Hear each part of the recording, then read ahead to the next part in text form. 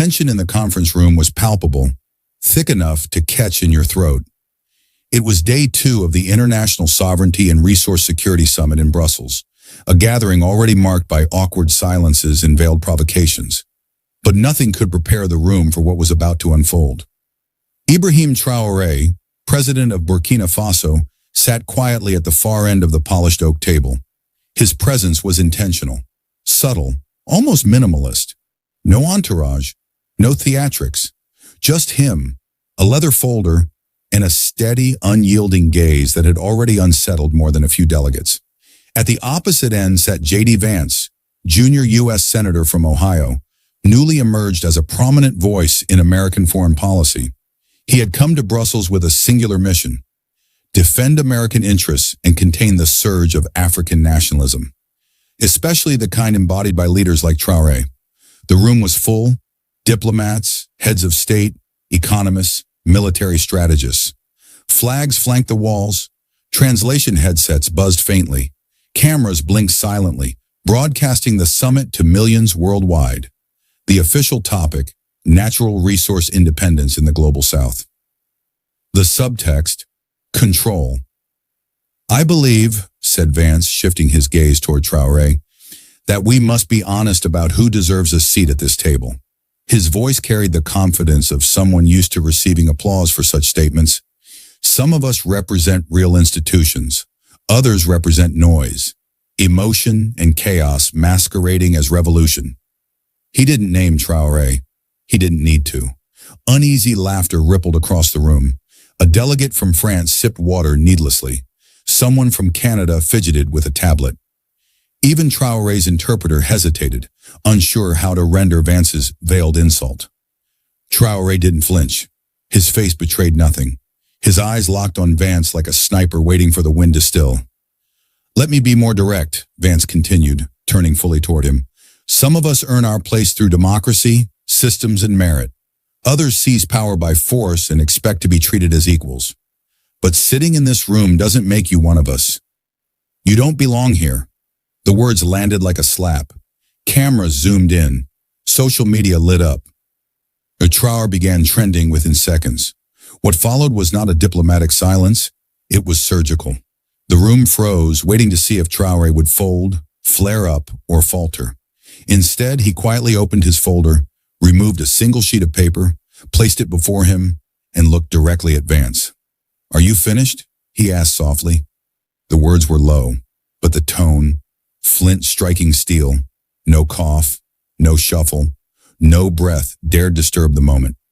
A young African president had just been told in front of the world that he didn't belong, and he didn't raise his voice. He simply asked, "Are you finished?" Vance smirked, an expression that masked nerves, the kind worn by men who expect to win, then realize the terrain has shifted. Traoré stood slowly. No need to clear his throat, no mic feedback, no shuffling papers, only silence, intentional, poised. He placed his hands on the table and spoke, not with fury, but with precision. "Senator Vance, you speak of systems, merit, and institutions. So let me ask you, which institution gave your country the right to invade others for oil? Which system decided the minerals under African soil belonged to European contracts? What merit placed your corporations in charge of our gold, our cobalt, our future?" A wave of discomfort washed over the room. Some looked away. Others stared as though watching history take shape. "You say I seized power," Traoré continued, his voice rising slightly, "as though power in Africa is handed off like a baton in a fair race. My country was being looted, from within and beyond. My people were dying. The world sent consultants, not compassion. I didn't seize power. I filled a vacuum left by betrayal." He stepped forward. "You say I don't belong, but I'm still standing. After decades of exploitation, coups backed by foreign hands and aid disguised as chains, I'm still here." He scanned the room. "You arrived in bulletproof cars. I came with scars. My country is poor in dollars, yes, but it is rich in memory. And memory, Senator, is stronger than money."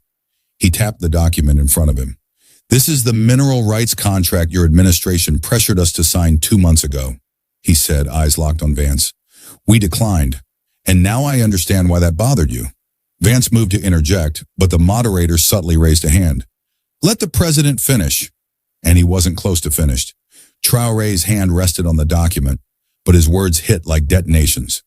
You speak of systems, Senator, but whose systems? Who built them? And more importantly, who were they built for? His eyes swept across the room. European ministers, American strategists, African presidents shrinking. You speak of power, Senator, Traoré said, now calm, almost gentle, but power is evolving.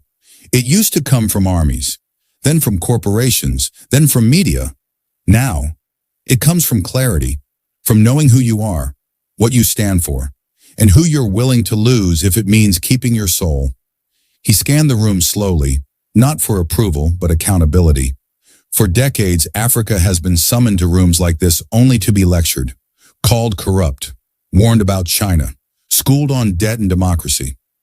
But tell me, who lectures the World Bank when its projects fail? Who scolds NATO when its bombs miss? Who warns the U.S. when it props up dictators in the name of stability? The questions struck like thunderclaps, not because they were new, but because they were being asked from the front of the room, not the back. Let me put it plainly, Traoré continued. You don't get to call it global cooperation if you're the only one writing the rules.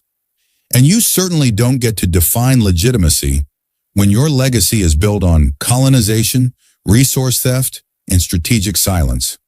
Aides glanced nervously. A translator paused, not from fatigue, but from awe. I don't need to belong in your room, he said, leaning forward, because the world we're building doesn't need your room. It needs new rooms, rooms with glass walls, not gated doors, with open microphones, not closed briefings. Then he turned again toward Vance. And maybe, Senator, the question isn't whether I belong here. A pause. Maybe it's whether you do. The silence that followed was not empty. It was charged. No one moved. No one blinked. Because in that moment, Traoré hadn't just responded. He had redefined the confrontation. The battlefield had shifted. J.D. Vance looked uncomfortable. His earlier confidence, built for TV debates and Senate hearings, seemed misplaced here. His mouth opened slightly, then closed again. He had nothing. This was no longer politics. This was history rebalancing itself. Live. Traoré stood still, letting the silence stretch. Not awkward, but earned. The way a general surveys the field after claiming high ground. I didn't come to impress you, he said, scanning the room, and I certainly didn't come seeking your approval. I came because my people are watching. Young men in Wahiguya, planting rice with bare hands. Women in Bobodulasso, walking miles for water. Children in refugee camps, laughing despite everything. His voice softened, but never wavered. They don't care about summits or press photos. They care about eating tomorrow, about living to adulthood, about whether their leaders will defend them or sell them for another IMF loan. A soft murmur of agreement rippled. These weren't cliches.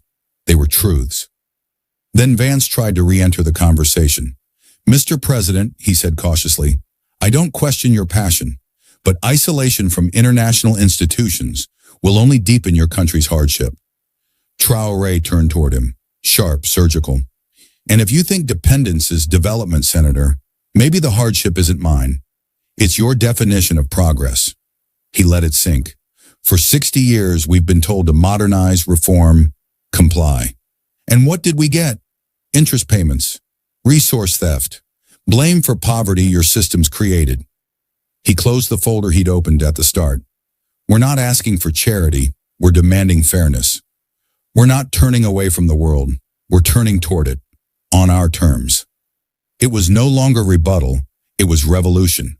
Traoré had drawn a line. Burkina Faso and the Global South wasn't asking to be included. It was declaring transformation. Vance looked around, hoping for support. None came. The usual choreography of diplomacy, glances, nods, polite smiles, had evaporated. The room no longer revolved around him. It orbited Traoré. The president took a breath, not for himself, but for everyone watching. I understand why men like you find leaders like me threatening, he said. We don't play by the old rules. We don't wait politely. We don't smile while being robbed. He paused, then added, and we don't forget. Still no shouting, No theatrics, only the steel of lived experience. You called me emotional, Traoré said, returning his gaze to Vance. But what's more emotional than invading countries for oil? Justifying coups for contracts? Punishing entire populations for choosing their own path? A cough echoed from the back, out of place, as if someone forgot where they were. You say I don't belong in this room. Well, let me tell you what this room is. A place where power has been mistaken for wisdom, where age is confused with virtue, where influence has replaced integrity. He straightened. And if that makes me a threat, then so be it. This was no longer just a defense, it was reclamation. You built a system that rewards silence, he said. That keeps Africa begging with one hand while handing over resources with the other. But I didn't come here to beg. I came to warn. The murmurs rose, louder now, the kind that precede turning points. Africa is waking up, Traoré declared, now addressing the entire assembly. And when a continent wakes up, it doesn't ask permission. It rises. That was when the moderator, silent since the confrontation began, leaned into the mic. His voice was calm, reverent. President Traoré, the floor remains yours if you wish to continue. Traoré looked at the panel, the cameras, the world. He nodded once. I will continue, he said, but not for this room. He raised his voice, not in volume, but in resolve. I continue for the rooms that never had microphones, for the fields where no summits are held, for the mothers whose children were buried because of decisions made in rooms like this. His voice cut through decades of polite hypocrisy. This was no longer just a speech, it was a reckoning. I did not come to be tolerated, he said. I came to remind you, Africa is not your project, not your cautionary tale, not your controlled experiment. He began pacing behind his chair, not as a gesture of restlessness, but ownership. You ask us to honor trade rules while Western countries dictate prices. You ask us to respect debts created by regimes you propped up. You demand fairness in a rigged game, then blame us for not winning. No one moved. Even those who disagreed recognized the moment. This wasn't political theater. It was a mirror. And few liked the reflection. He pointed toward the summit logo on the wall. Cooperation for a new century. You print words like cooperation on banners. But for us, cooperation has meant only extraction, interference, interrogation. We're not asking for another seat at your table. He paused. We want the table rebuilt. The phrase detonated in the room. Within seconds, Russia rebuild the table was trending across African social media, then Europe, then the world. I will not allow my people to be reduced to statistics in your economic forecasts, he said. We are not forecasts. We are the force. He stopped pacing and returned to face the room. The weight of his presence was undeniable. I understand my words may make some of you uncomfortable. He nodded. Good. Comfort has protected too many lies. It's time discomfort made space for truth. Even Vance had stopped fidgeting. His earlier fire had dulled into something else. Not agreement, but reckoning. Traoré pointed to the glass doors at the back of the hall. Out there, thousands of young Africans are watching, not for entertainment, but to see if the world still believes they're invisible. He leaned into the mic one last time. Let me be clear, they are not. He straightened. And neither am I. The moderator didn't attempt to reclaim control. He couldn't. The room no longer belonged to the panel. It belonged to the man they tried to marginalize, who had just seized the moment and turned it into a movement. Traoré returned to his seat, but he hadn't just sat. He had landed. The kind of landing that comes after flight, after turbulence, after a storm that doesn't just change the weather, it changes the climate. A long hush followed, nearly a full minute, and in that space, no one wanted to follow him. The German chancellor looked down and closed his folder. The French foreign minister whispered something to his aide, who shook her head. Even the IMF director, notorious for long openings, leaned back, silent. And J.D. Vance, he stared at the nameplate in front of him. Just hours earlier, it had felt like a badge of stature. Now it looked like a label on a closed door. The moderator finally cleared his throat. Thank you, President Traoré, he said, voice careful. Your words will no doubt shape the rest of this dialogue. Dialogue. But everyone in the room knew this wasn't just about shaping a dialogue. It was about changing its terms. At the back, reporters scrambled to update headlines in real time. Burkina Faso president electrifies global summit. Young leader silences critics in Brussels confrontation. Vance's challenge dismantled by Traoré's calm fire. But Traoré didn't smile. He didn't gloat. He just took a sip of water from the same glass he'd lifted earlier before being told he didn't belong. Now no one dared suggest otherwise. A delegate from Brazil raised his hand. If I may, I'd like to echo President Traoré's remarks. Perhaps before discussing policy, we must first reflect on the room itself, who it's built for. That opened the gates. South Africa joined him, then Indonesia, then Chile, then Kenya, then Serbia. Within minutes, the conversation had transformed. No longer about aid targets or economic models, but about agency, about narrative, about who gets the microphone, and who decides when it's passed. Vance eventually spoke again, briefly. I believe we still need structure, he said, voice muted, but perhaps that structure must evolve. It was the closest thing to a concession a man like him could offer. That evening, as the summit wrapped, Traoré walked through the marble halls outside the main chamber. Cameras followed. Delegates reached out. Journalists asked questions, not rehearsed ones, but real ones, hopeful ones. Mr. President, one asked, how does it feel to change the conversation? He paused. It's not about changing the conversation, he said quietly. It's about reminding the world we've always had something to say. They just weren't listening. Then he walked on, not as a guest in someone else's room, but as the architect of a new one. The next morning, headlines weren't just about policy. They were about tone, about presence, about a name, Ibrahim Traoré. It was no longer just a speech, it was a turning point. Political scientists called it the Brussels reversal. Activists in Nairobi dubbed it the room reclaimed. European commentators reluctantly agreed. The youngest man in the room had delivered the most seasoned message. As for Vance, he returned to Washington under a shadow. Cable news tried to spin it. America challenges African radicalism. But the clip told another story.